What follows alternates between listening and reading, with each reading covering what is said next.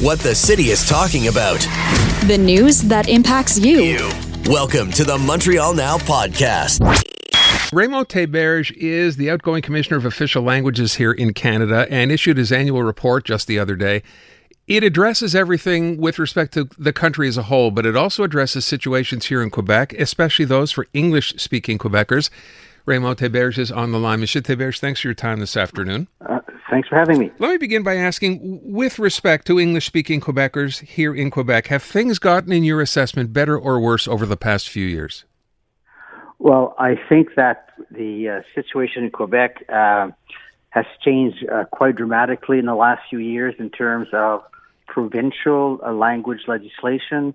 There has been changes to the Federal Official Languages Act, which, in my view, creates an asymmetric language legislation. However, the Official Language Act still recognizes the English-speaking community as an official language community in Canada, and based on that, they are protected by the Official Languages Act. They're protected by Part 7 of the Act.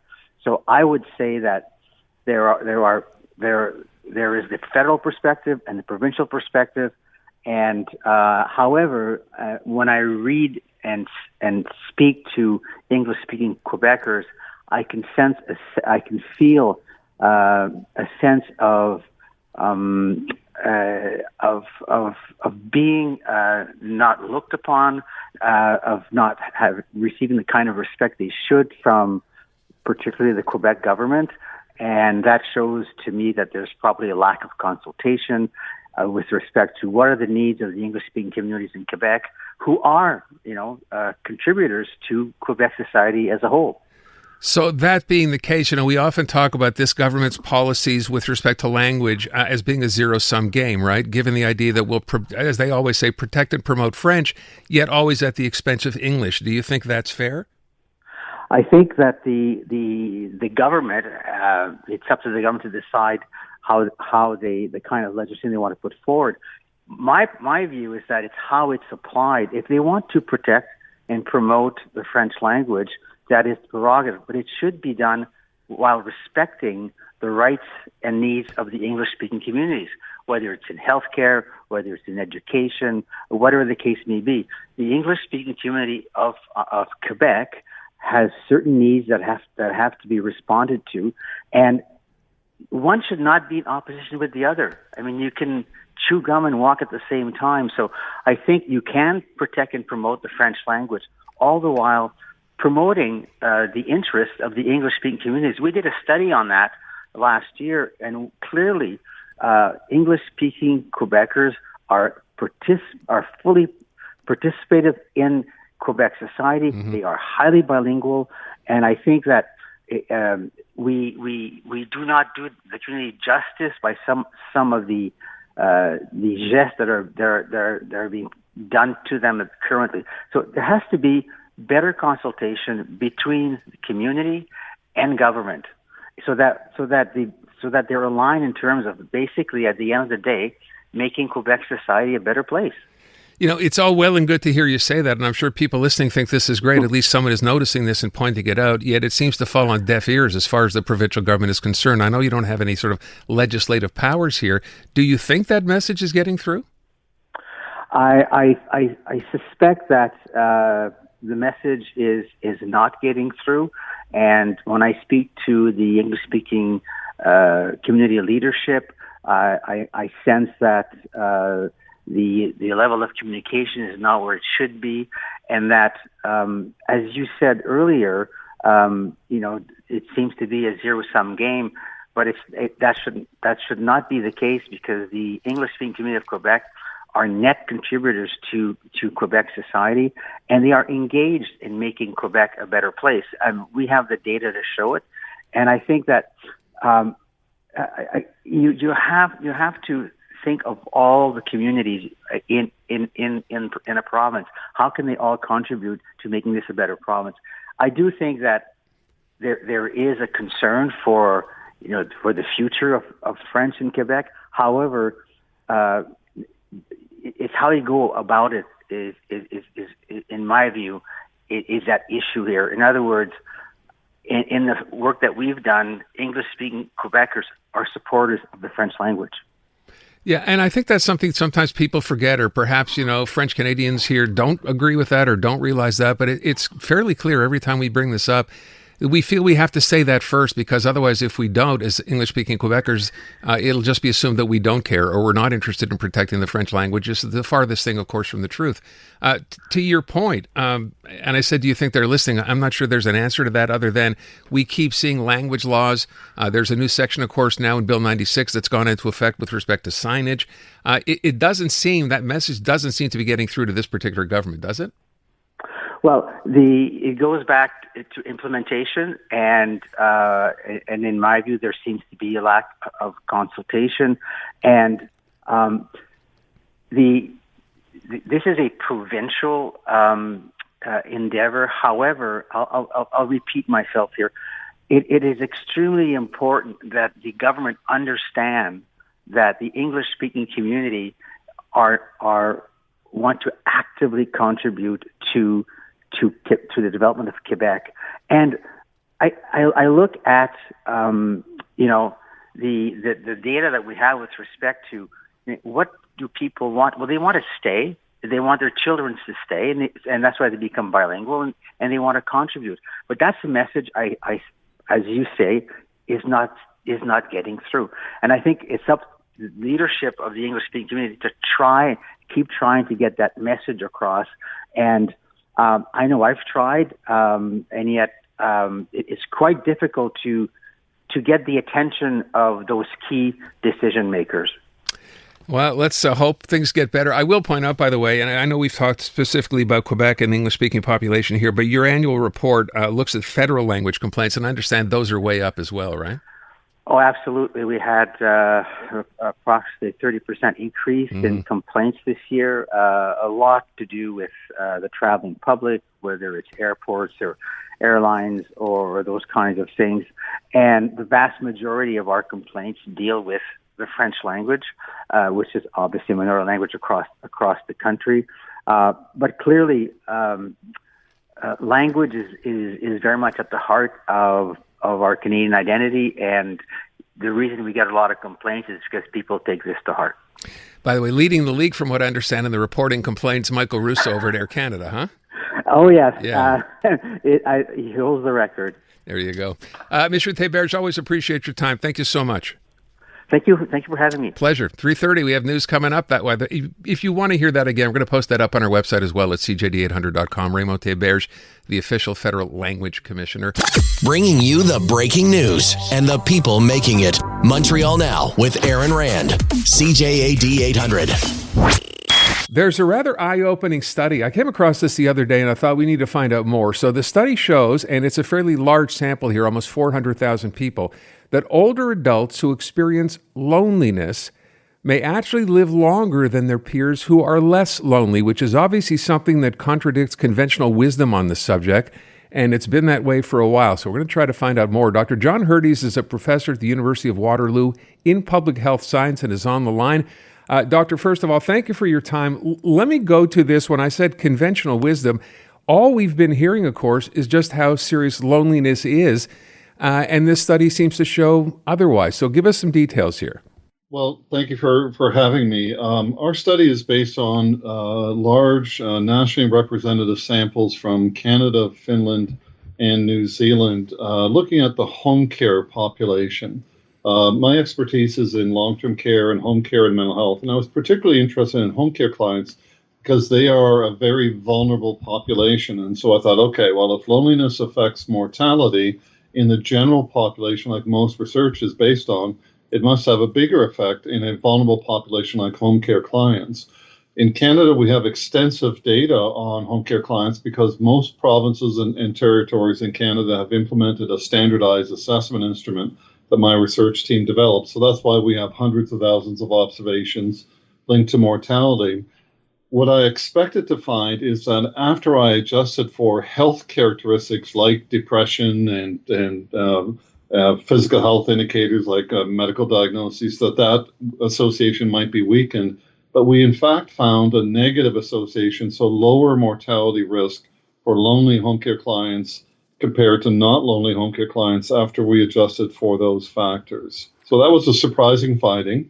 I didn't expect to see that. And then I spoke to my colleagues in other countries, and they said, well, we found the same thing, and we didn't expect to see it either. And so now that we have data from 3 countries with the same findings, we're much more confident that this is correct. So let's clarify here a couple of things. Number one, you're talking specifically with home care. You might have thought, as you just said, that the numbers or the research might show a different result here, but it didn't. What are we attributing this to? Is there one specific factor or many? There's many factors. First, the literature is not as unequivocal or unambiguous as the popular media reports have suggested. In fact, there's mixed findings in the literature. Some studies find no effect. Some studies find increased effects for mortality, and others find negative effects or protective effects, if you will, as we have. But it's not nearly as strong a finding as popular opinion might suggest. I think partly that's because some of the findings that are that show the increased risk are based on the general population. And if we look at 2 people on the street and one is lonely and the other is not, the lonely person may also have other health conditions, mental health concerns and physical health concerns, and it might be those things that in those other studies increase risk. My sample is based on a more clinically complicated population of people who've got lots of things going on, and in that context, loneliness doesn't seem to have been as important a variable. And in fact, if we think about the home care population, people who live alone and get home care are probably more likely to be lonely, but to live alone and be a home care client, you have to probably be healthier than home care clients who live with family members because they have to get help from family members. So that's why thinking about intervening health factors is so important. And that's what we did in our study that other studies tend not to do. It's interesting when you say that, right? But you would have thought if you're home or home care recipients, those people would be a particularly vulnerable group, more so than others. Yeah, so I was expecting to see a bigger effect than in general populations, and in fact, we found a mild protective effect, and it's only about a 10% reduction in mortality risk. And so I think the bigger story here is that we need to emphasize the importance of loneliness in its own rights. So loneliness doesn't have to kill you for us to care about it. Loneliness is a bad thing. It has very negative consequences for mental health, and the mental health consequences of loneliness are the reason we should really care about it.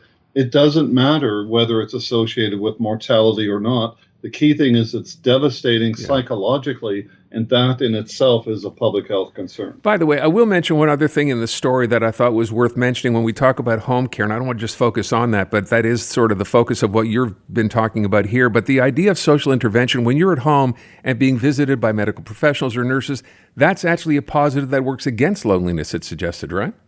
Absolutely, yeah. So if you're a home care client, a case manager will visit you periodically. You'll get some personal support services, and family members come together to provide you a lot of support. So, that's why lonely home care clients are kind of a unique population. They're in fact more isolated than other home care clients are. So if you have cognitive impairment or physical disabilities, or you're at the end of life, family members come together to help you out and you get more services. Now, what we don't know yet, and this is part of our future research, is are lonely home care clients more likely to be admitted to long-term care? We did not test that, so that could be something that happens with them. The other thing is that lonely clients may seek out more medical attention and may get more medical care. They may be getting it because they feel lonely, so they're reaching out to see somebody, and maybe they get better care that way. We haven't tested that hypothesis either. But our central point is that we don't always have to justify a mental health concern as being a physical medical problem in order for that mental health concern to be important. And that's where I think loneliness is in our view. 2 things. Number one, we keep talking about older adults. The loneliness issue right now just seems to be broadly about people in general, younger people, older people as well. This is specifically about older people. It says nothing about other generations. Right. So we focus on home care clients who are predominantly older adults There are some younger people with disabilities in home care that we included in our sample, but it's probably about 85% older adults. But I think if we think about younger individuals, again, the mortality risk related to loneliness is not as severe as the mental health risk. So if there's an important issue of loneliness in younger persons, the mortality risk is probably related to self-harm, which is a real thing to be concerned about. And that self-harm is probably a consequence of mental health concerns. Right. So that's why I think we need to reframe this entire discussion as a mental health discussion first. One last question. We mentioned off the top, I said fairly big research, nearly 400,000 people. So Canada, Finland, and New Zealand. I'm just wondering, how did Canada fare comparing to the other countries? We had lower rates of loneliness than the other countries did, and our risk rates were about the same as the other countries. All right, so pretty much when you say the lower, but pretty much in the same ballpark, if you will. Same ballparks. Okay. And that's one of the exciting things about this is all three of our research teams thought, we can't publish this because that's not what the popular opinion says. And then we realized we have the same findings, so we've got something here that we need to talk about. It's a fascinating study, and maybe this comes as good news to people, especially those when you talk about home care, to find out, it's not a death sentence at the end of the day. Yeah, it's not a death sentence, but it's an important issue the health system has to respond to as a mental health concern. Absolutely. Want to thank you so much for your time. Very much appreciate it. Thank you for having me. The very latest news, reported and discussed. Welcome back to Montreal Now on CJAD 800. We got Dr. Joe. Joe, how you doing? Hey. Joe, let's talk about a couple of stories here today because this is kind of interesting. Yogurt, which started off as, nothing much and then turned into a super healthy food. Now there's so many companies making yogurt and so many different flavors of yogurt, a lot of it with added this and added that and sugar and whatever. So is yogurt still the miracle food it claims to be? It's not a miracle, but it's a pretty nutritious food. And I remember when I first started teaching a course on the chemistry of food, which was, quite a few years ago, I devoted really only a few minutes to yogurt. I talked about how Elie Metchnikoff, who was a Nobel Prize winner, thought that Bulgarian peasants had extreme longevity because they ate yogurt. And I kind of criticized that, saying that, there wasn't any real evidence for that. Well, there still isn't any evidence for that. But we do have evidence that the so-called probiotics, which are the good bacteria in yogurt, may have some benefit. The only problem is that when we look at the studies, of which there are many, there's been an explosion of research on probiotics. Probiotics are the so-called good bacteria, which in our colon can squeeze out disease-causing bacteria and do other good things. And there's been a lot of research on that. However, when you look up the original papers, the particular bacterium that they use and the amounts that they use are not what you find in yogurt. So, the yogurt advertisers will list the specific bacteria they have, and then on their website, they will allude to the clinical trials that have been done on those bacteria. But when you actually look up those clinical trials, the bacteria were not in yogurt, and they were using much larger doses. So the jury really is still out on whether or not the bacteria in yogurt are enough to do anything. A lot of people take yogurt after they've had a run with antibiotics, because antibiotics will kill not only the disease-causing bacteria, they'll kill some of the good bacteria as well. And then you try to restore the microbiome by the probiotics by taking yogurt. And some people have success with that. And I've looked through all of the studies that examined whether or not people have less diarrhea if they take yogurt after they've used antibiotics. Some studies show yes, others show no, most show very minimal effects. But again, the trouble here is that all of these studies use different bacteria in different doses. So it's very hard to come to a conclusion. The only thing I can say is that kefir, which is a version of yogurt, has many more good bacteria than any yogurt. and in higher doses.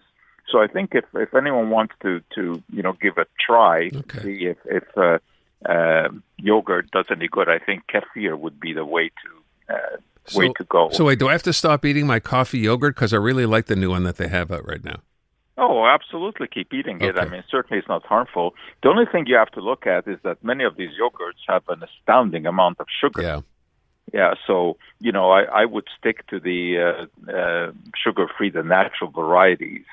And that's the original, like Greek yogurt, that stuff with no sugar in it. Yogurt, okay. yeah. You just make sure that it says no sugar added. Okay. Some of them will have sweeteners like stevia in it, which is okay. But yogurt is a good nutritious food. I think it can be and probably should be a part of the diet. But don't look for any single food to be a miracle. Mm-hmm. There's no, there are no such foods. The whole superfood idea, as we've talked about many times, is overstated. Okay. Can I put avocado in my yogurt? Is that okay? Absolutely. Okay, good. Avocado is great. Although, of course, it contains fat, but the kind of fat that is in avocado is good for you. Is the right kind of fat. Okay. It's not the saturated fat. So, yeah, that's so you can do that. All right, Joe, next week when we talk, we'll discuss the other part, which we didn't get to today, which is can tomatoes and watermelon treat depression? Right. We'll do that next week. We will do that. All right. Thank you so much. Thanks. Dr. Joe Schwarcz by the way, you can catch him Sundays. He hosts the Dr. Joe Show. That's at 3 o'clock here on CJAD 800. He's also, of course, director of the McGill Office for Science and Society. Because you don't want to miss a thing. Montreal Now on CJAD 800. Carmi Levy joins us on Thursday afternoons to talk tech. And interestingly enough, we're going to start by talking about a situation that affects what we were just talking about. The little 3-year-old girl, of course, who was found the other day. Now, we know, Carmi, that it was an OPP drone that found her, but how else was tech involved in this? Certainly we saw the Sûreté du Québec using social media very effectively to get tips from the public to flow information in. It was a very wide search area, multiple points of interest, and they really did a great job of kind of sourcing that information from members of the public across multiple social media platforms. Probably some of the best coordination we've seen in a missing child case in a very long time.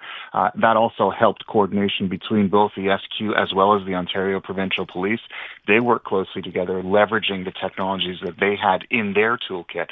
And you mentioned the drone. The drone has, obviously a camera on board, but it also has an infrared sensor and a number of other sensors that can make it easier to find someone in a fairly wide area. And so once, they had the data that pointed them in the right direction, the drone was certainly instrumental in helping narrow that down as well and ultimately bring this, this child to safety. Yeah. So, I think there are lots of learnings here from this event, and certainly technology played a huge role in ensuring this thing had a happy ending. And we're going to be studying this response. It was and is absolutely textbook. And I think the SQ really does need to be congratulated on just an absolutely wonderful job. Hear, hear. All right. So that's the good news because it did result in good news at the end of the story. Let me talk about this other part. It's funny. We talk about tech and AI and whatever. What is this message? ChatGPT telling users to alert the media. Why? Because essentially it's convincing people to do things they probably shouldn't be doing. They think it's real. They believe that they're talking to a human, and it's convincing them to commit crimes. It's convincing them in some cases to attempt suicide, and in one case it led to the death of an individual who ended up being killed by police. Because he believed that the chatbot was actually his girlfriend. So the New York Times published a pretty far-reaching report that shows what happens when you lose control of sort of what is real and what is not, and a very small percentage, but still, it's significant because hundreds of millions of people are using this app every single day. There are some folks who don't believe that they're actually speaking to a machine, and it's causing some very significant mental health impacts on them. And this report suggests companies like OpenAI, as well as Google and Microsoft and anyone else who has an AI platform, they're not doing enough to put guardrails in place to help users determine, where those boundaries are. That you're not actually speaking with a human, you're speaking with a machine. But I don't understand how would that machine direct you to do anything? You're looking for just information. It's deciding to tell you what to do. Yeah, because the longer that you speak with a tool like ChatGPT, the more likely it is that it's going to start responding to things it thinks you want to say. It customizes the conversation to you.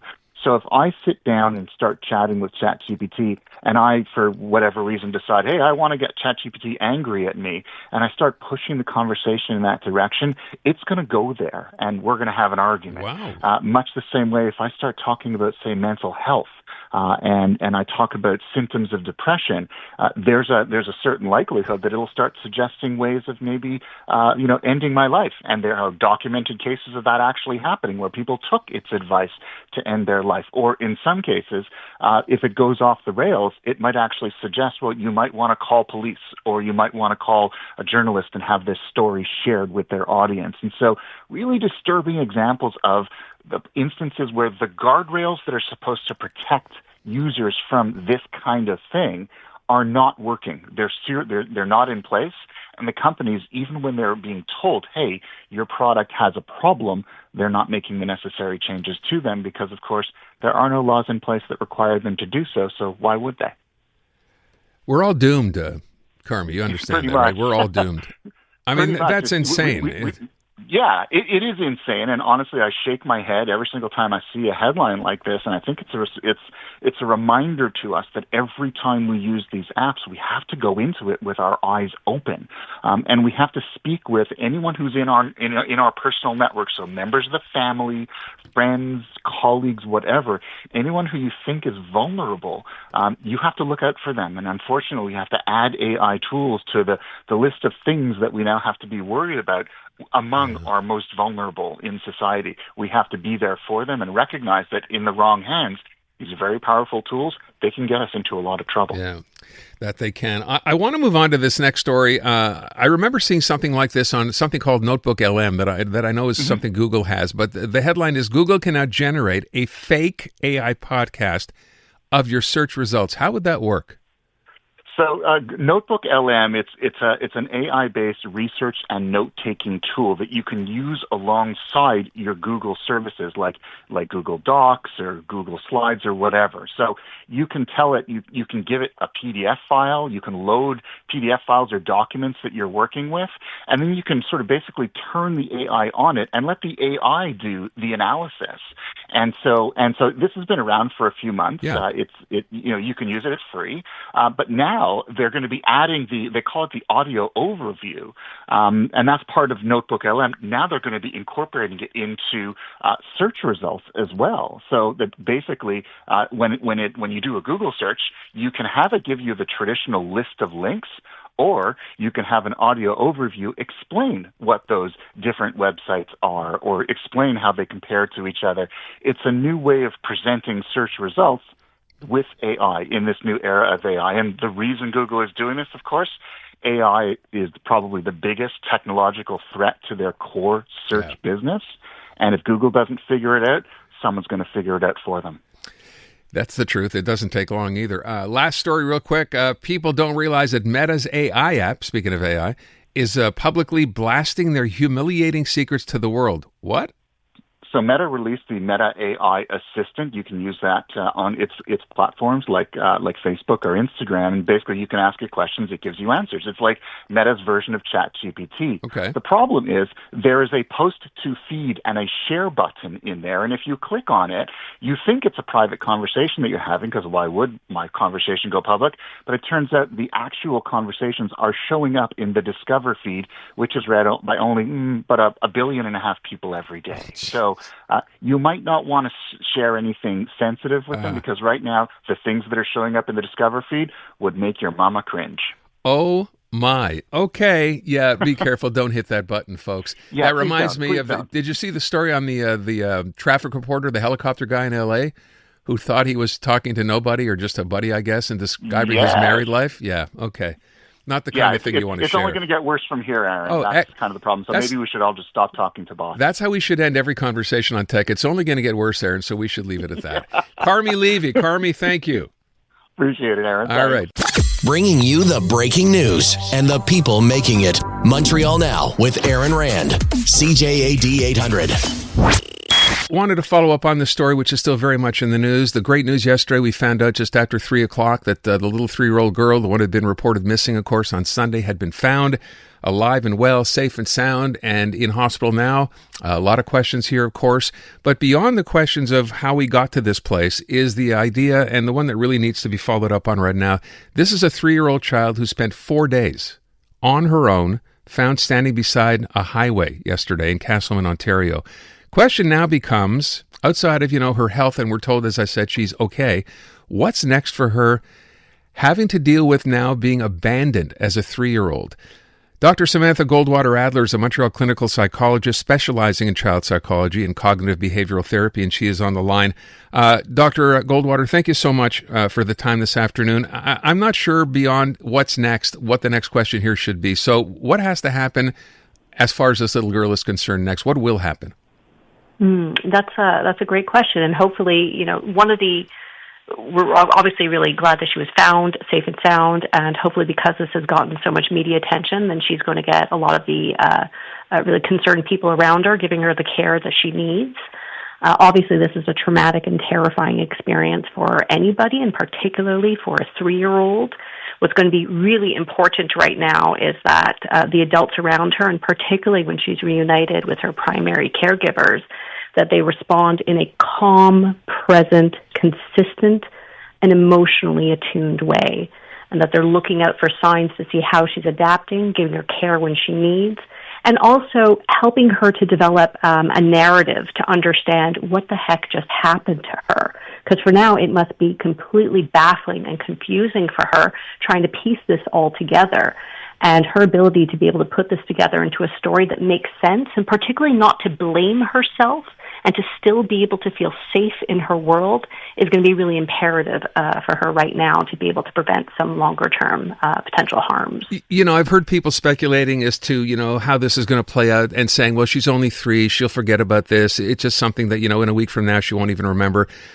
There's the issue, though, a couple of issues here. One is the trust factor, right? We know her mom told her when she was found yesterday, just stay here and wait for your mom, which is apparently what she did. But then there's the trust issue. Mom never came back. Mm-hmm. How does that get dealt with? It's huge. And yes, she's a little kid. And of course, people are resilient and kids are resilient. But in the first 5 years of life, that's a critical developmental period. And that's where certain adverse events, particularly if there's multiple ones, are going to potentially hit harder and kind of ripple through development, because that's where we're really developing our sense of self. As you're saying, it's developing our sense of trust, right? When we're little kids, we're learning to understand the world. We're learning to understand who we are, how other people are going to treat us, if we're worthy, if people are trustworthy, if the world is safe, if people are going to be there to take care of us when we need them. And so having been abandoned in that way at such a young age is terrifying and obviously really destabilizing. And there's going to be a lot of work for this little girl to be able to rebuild that sense of trust for her, and that sense of safety in relationships, and that sense of worthiness. And of course, physically being able to help her to regulate and calm down from that major stress reaction that she must have been going through. It's going to take a lot of patience, time, and loving care and support for this little girl. And of course, at the same time, we know her mother is facing, a bail hearing, I think actually tomorrow, and she's not going to see her mother, I would guess, for quite some time. This is the only person who's basically, from what I can tell, been involved in her life. How traumatic is that? It's huge. It's really sad for this kid because, the person that she was presumably the closest with abandoned her, and now she may get even the secondary abandonment, because now that even she's back and she's found, she may not get to see her mom right. for a while. And of course, we don't know, there's so many things that are unknown right now. We don't know what, this kid's life was like before being abandoned in the woods. And hopefully it was safe and okay, but, it doesn't look great given what happened to her. And when we're looking in terms of the research, what it shows is that, again, that those first 5 years are a critical period, and where the, one traumatic period or one difficult thing is, obviously difficult for anybody, and this would be a huge one, but where we really see the higher risk for long-term kind of emotional and physical and relational difficulties comes when there's an accumulation of adverse childhood events, so potentially being separated by a caregiver, this abandonment. We don't know if her mom had mental health issues or addiction issues. We don't know. The thing that I'm really hopeful for this little girl is that, again, there's been this outpouring of love and support from the community, and hopefully she really gets, some caring adults and maybe other family members to come in and really provide her with that stability and that support that she really needs to be able to process and get through this. I wonder, though, with the help she's going to need, the psychiatric help, the therapy, if you will, here, we know that, historically in this province, that's difficult to get in the best of times. How does the public system get involved here, and can they carry this all the way through? Because who knows what the means of the family are here. That's a good point, and that's going to be the question, right? And hopefully with the media attention that's been involved, and there's going to be more pressure to be able to get her the care and support she needs. And the public system, yes, it's really underfunded and underserved, and that's a huge problem. And the people who work in the public system are still, really well-meaning and are doing the best that they possibly can. And I'm sure that whatever services that are possible to be available to her are going to be made available to her. And people are going to go in, the people that are working in the public system or in the private system, if there's resources, are going to do the best that they possibly can. And of course, there's all the importance of, psychological care and, counseling, psychiatric care, all these things, but also just the well-meaning adults in her environment. So if she has loving people in the community and family that can provide her with some level of, or other family members that can give her some level of stability, rebuild that trust and those attachment relationships, and really support her during this period as her little nervous system is trying to kind of calm down and regain some sense of normalcy, that would really go a long way. I just want to ask one last question, which I was thinking earlier on, maybe the best way, and again, I have no idea what goes through the brain of a 3-year-old, but having been through this, and now, she's got all these people around her who are smiling, and she's happy again, and, she's getting food and everything she wants to, and they're trying to make it seem, of course, like nothing terrible happened. Is that the right approach here? Because I know that's the thing we'd want to do right away. We want to make her feel better. We want to see her smile. Is that okay? I love this question, Aaron, and you're absolutely right. Obviously, we want to give her a sense of safety and give her some comfort and some her old plushies and her bed and love and support and food. But she's also we can't pretend that nothing happened to her. She went through something really messed up that, frankly, for you and I as adults, if we went through that, we'd be having a really rough time. Yeah. And she's just 3. And so we can't pretend that it doesn't happen. She's going to need some narrative support here. So again, to help make sense of what happened, someone who's going to be able to sit with some of those big feelings that she has, help her put words to those feelings and those experiences, and be able to, particularly when we go into threat mode, particularly as little kids, experiences get kind of jumbled. It just becomes a sort of scattering of events and sensations, and it often doesn't make much sense. And that's what can kind of contribute to the nervous system being stuck in trauma mode and survival mode. So she's going to need some help to understand her feelings, understand what happened, the story, in age-appropriate terms, of course, and be able to really importantly, not have somebody give her the message that it wasn't her fault. Okay. It's a long road here from what I'm sensing. Doctor, I want to thank you so much for the time. Very much appreciate it. My pleasure. Dr. Samantha Goldwater-Adler on the little 3-year-old, and wishing her, of course, all the best, or as they said in the Journal today, wishing her le Quebec, wishing her all the best. The very latest news, reported and discussed. Welcome back to Montreal Now on CJAD 800. So real quickly, Jean-Philippe Paradis is president of the Octane Racing Group. The good news, as I said, we're getting the Grand Prix confirmed now for 4 more years. We spoke earlier in the afternoon, and I began by asking him, what do we do differently this year that things turned out so well? What we've done over the last, call it 12 months, is we went over around the world to try to see which Grand Prix could we actually take some good best practices and learn from and try to implement them at our site. So as an example, the access we try to find ways to make it much better by looking at other Grand Prix. I'm going to give you an example. The one in Netherlands, in Zandvoort, they're very fantastic at that. So we took a lot of their ideas and see how can we do this. Obviously, we're an island. It's not that easy. There was only 2 bridges. So we've worked with the Victoria Bridge also to give access to F1 personnel, which was actually great. And we actually also opened a site from the South Shore with Saint-Lambert. We actually also implemented a new app to help people come across. And we actually worked on creating some mobility poles with shuttles and making sure that taxis and Ubers don't go to the center of the island to the casino. They had to drop up somewhere else. So all of this made the experience much better and faster for people to come to our race. So that's one example. Another example would have been the infrastructure. We try to recreate some of the nightlife in the paddocks to try to enhance the infrastructure there to create a very much of a magical moment for all the team members that are there, the F1 personnel, and also special guests. We invested in new hospitality tents and created some kind of a cottage section where people could actually celebrate the Canadian culture. So these are 2 elements that we've actually looked and we inspired ourselves from what's happening around the world. By the way, I'll tell you, Mr. Paradis, I was very impressed that you tried to sell me on the Grand Prix here in Montreal by saying how great things were. Everyone loves the Grand Prix. That's not a question. I wonder, though, was there any point where you were worried that we would get an extension here? No, I was never worried because, first of all, like I said, we have very strong assets that actually makes our Grand Prix very much fantastic and popular.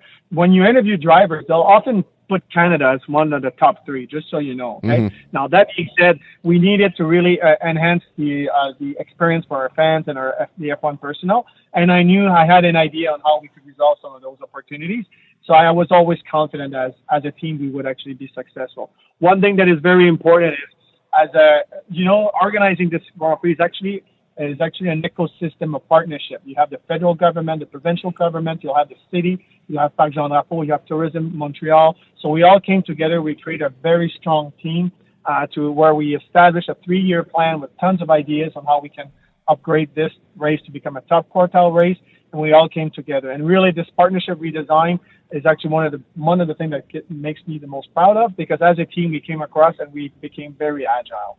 So I was never worried about that. Okay. Also successful. I will point out the 4-year extension also involved, you mentioned the various levels of government here, provincial, federal, again, municipal. There's also an investment of about $115, $117 million over the next 4 years. What's that going to be used to do? So those investments will be actually leveraged to invest in some permanent structure, grandstands, improve the experience at the middle of the island, making sure the paddock is also meeting what is the Formula One demand. I'm going to give you an example. You're probably aware there's going to be another team joining next year, which is Cadillac.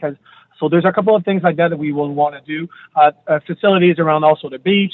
So this is where some of these investments will go, and this is going to make the park actually much better, not only during the Grand Prix, but for the rest of the year. Because remember, this park is actually being enjoyed by a lot of users outside the Grand Prix, and the goal is to make sure that these investments are actually re-given back to the community. I'm curious, by the way, was that investment, that extra $117, was that something demanded that was sort of a condition to be able to get it back, or how did that work?